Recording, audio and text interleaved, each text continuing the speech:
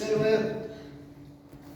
the prevailing view of Marxists, leading up to this period of Russia in 1917, was that if there was going to be a revolution, it would be, first of all, in a more advanced capitalist country, Germany or somewhere like that, Britain even.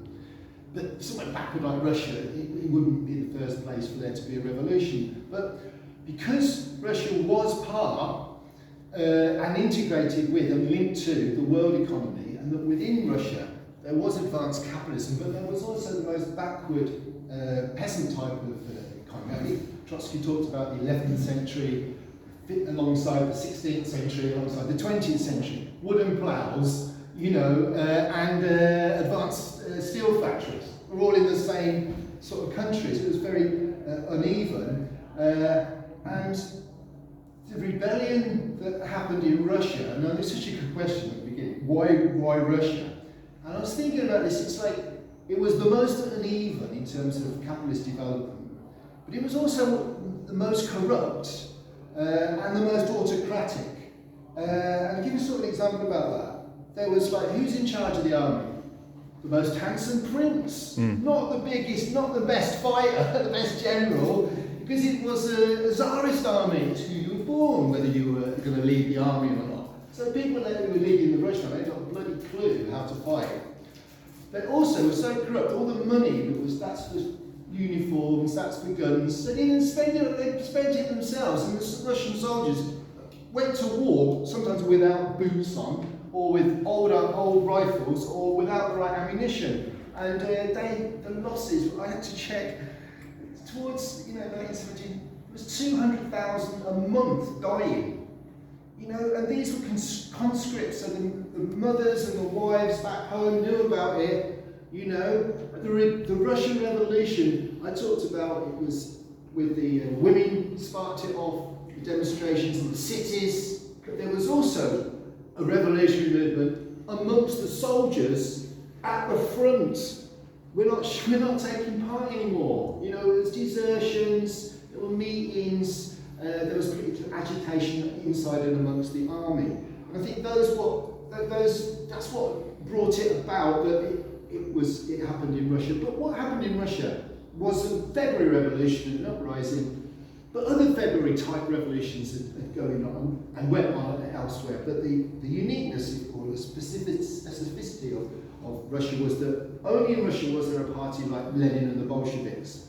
So that's why we base our political party on Lenin and the Bolsheviks. We don't say they did this, they did that, we're going to do the same. It's the political approach, the method, the way of organising and discussing things and collectively, and then working out what to do. And also, I think crucially this, there was a different sort of party that was in Russia. It was a party that was more broad-based. There'd been a big argument in the revolutionary movement in Russia. In 1903, Lenin said, what we need is a tight, hard party. And if you're going to join the revolutionaries, you've got to participate. You think, well, that's a bit.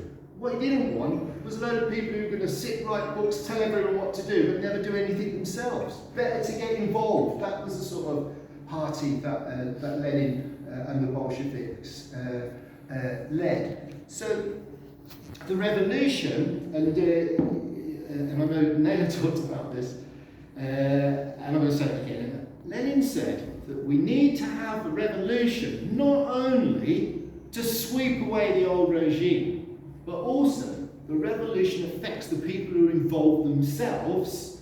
We need revolution to get rid of the muck of ages. I'll just give a couple of examples about that. In Russia, it was quite common that you'd have the marital bed, and above the bed, on the wall, was a whip. Seriously. It was just traditional, because that whip was the husband power, the woman knows her place. Not to say all Russian men beat Russian women. This was the common sort of culture in Russia, at the time. And so, the ideas in Russia were that there was, predominant ideas was you had the Tsar, the Holy Tsar, ordained by God, most powerful man in the world. We all look up to the Holy Tsar. The very first protesters in Russia, in 1905, they went on a march and they carried with them pictures of the Tsar. holy, because they believed in him. But then he opened fire and then shot them all dead. And there weren't so many people perhaps believed in him after that. And that was the beginning of a revolutionary sort of consciousness. So that muck of ages is done away with. Maybe not looking with a whip above the bed. They were leading the bloody charge. People who thought that they were the only thing they could do was be to look down on, were now on the top of society, helping to run it. So it changed people and it changed them in the most profound way. The Muslim women can't be revolutionaries. Now, the prison house of nations, which was the Russian Empire, was massive. It was so. If you ever see, people say, "Oh, we go back to Russia, what it used to be like." It used to be like so big. If you look at it, you can't actually believe it. It's going right the way up to sort of Europe, and then right the way over into the east. And in the east, there were many countries or oppressed nations inside the Russian Empire, in Kazakhstan and all sorts of places like that, and in Baku. And they organised a conference at the East, the Baku Conference. And it was mainly organised by women revolutionaries, and loads of Muslim delegates from all the different places came, and they talked about how they would not only Muslim people take part in the revolution, but what is it that what the revolutionary needs to do to bring your lives and your communities, to make them better and more fulfilled. And so they had a conference in the East. Now, the biggest question, the biggest problem we have, and you brought it up so well, is that people talk about the Russian Revolution, Lenin and Stalin, and it was a dictatorship. But it's a story that is so well told and repeatedly told, but it misses out something, and that is you had the Russian Revolution, but the Russian Revolution was defeated. I spoke about the making of the Russian Revolution, how the revolution was made. There's another meeting, I'm not saying we should have it, but how the revolution was lost. Mm-hmm. And it wasn't lost because a foreign army came and took over, which is what people thought, if it's going to be, you're going to get beaten, then we're going to invade. It was defeated from a force from within. Because the isolation of the Russian Revolution, especially with the eventual failure of the revolution in Germany, started by 1923, the German Revolution was defeated. Russia was more isolated. Where's there going to be the only revolution that is only happened in Russia? They become more isolated, created the material conditions of isolation for there to be a counter-revolution from within Russia that was led by Stalin. And fortunately, between our tradition, the real tradition of Lenin and the Bolsheviks, and Stalin and all that comes after, rivers of blood. Stalin killed the revolutionaries were killed. In the end, he did kill Trotsky was in exile, all the people that had helped and led and made the revolution.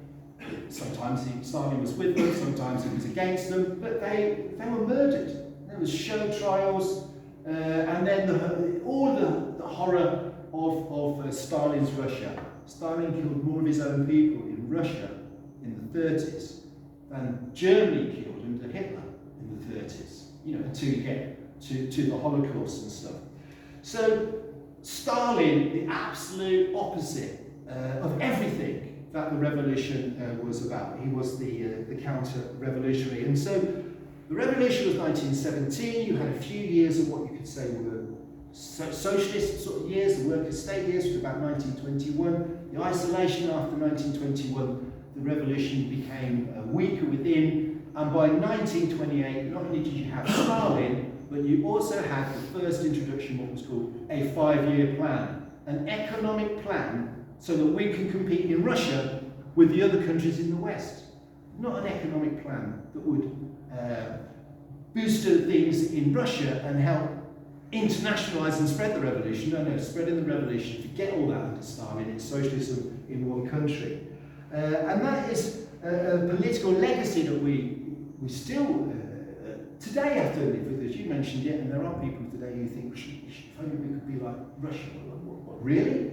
They often don't know what Russia was like, or which Russia are they talking about.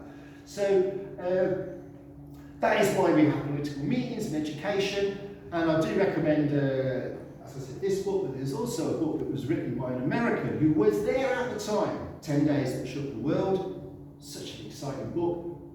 See the film again, Reds. Who's seen Reds? Anyone seen Reds?